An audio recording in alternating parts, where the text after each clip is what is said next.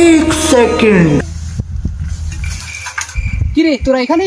আমি তোদেরকে ওইদিকে খুঁজে বেড়াচ্ছি। তোদেরকে দেখে আমার এমনিতে মনটা অনেক খারাপ। তোদের যে পরিস্থিতি সেই ছোট বাচ্চার মতো, এখন তোরা ফ্রি ফায়ার খেলিস। সেই লকডাউনে শুনেছিলাম যে বড় বড় আইডি হবে নাকি বলে বিক্রি হবে 50,000 1 লাখ। আমি ওই আশায় আমার ছোট ভাই খেলতে লাগলো, তারা ভাবলাম যেটা ভালো বাড়ি দিব 2-4 লাখ টাকা। আর এখন দেখছি সেই আইডি তো মনে হয় 200 টাকাও কেউ বলছে না, 200 টাকাও বলছে না, খালি মারামারি। প্লেয়ার মানে খেলার মতো প্লেয়ার আর খুঁজে পাচ্ছে না, নিজেরাই খেলে বেড়াচ্ছে। তোরা ওরকম বুঝিস নাকি রে? মনে হচ্ছে আমার এরকম দেখি। আরে ফিকু জান রে। তো মূল কথা হচ্ছে আজকাল আমি হেমদাবাদে যেতে পারছি মেয়েদের অ্যাটাকের জন্য।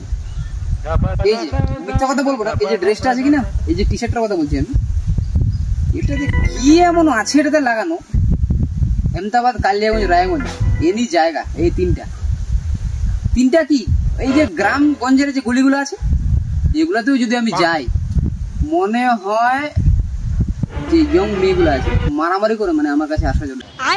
তো কথা হচ্ছে যে আমারও একটু টাকা শর্টশার্ট, আমিও একটা বাড়ি দিচ্ছি, আমার টাকা কিছু লাগবে মোটামুটি 15-20 হাজারের মতো। তো আমি এই টি শার্টটা বিক্রি করতে যাচ্ছি। তো তোদের মধ্যে কেউ ইন্টারেস্ট আছে কি এরকম টি শার্ট নেবে? তোদের তেমনি গার্লফ্রেন্ড নাই, তো এই টি শার্টটা পরা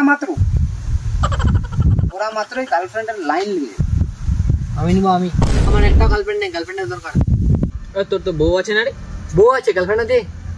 माँ खराब हो जाएगा, मैं माँ अम्मा बहन पे आ जाऊंगा, मैं इनकी अम्मा बहन पे आ जाऊंगा। ওলাম 70 300 500 1000 1100 1100 আর কত নি? 1100 রে।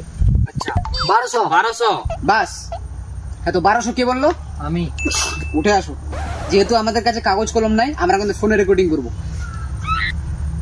ঠিক আছে বলো আমি সুয়েল। এই টি শার্টটা কালারফুল টি শার্ট মেয়ে পটানো টি শার্ট এই টি শার্টটা আমি 1200 টাকায় কিনলাম। তবে ধান উঠানোর পর টাকা দিব। ধান উঠায় মোট 3টা মিস্ত্রি দিয়ে 1200-400 টাকা লাগানো জন, তোমাকে টি শার্ট নিয়ে নিবো তোরা এনে সিঙ্গেল দাও।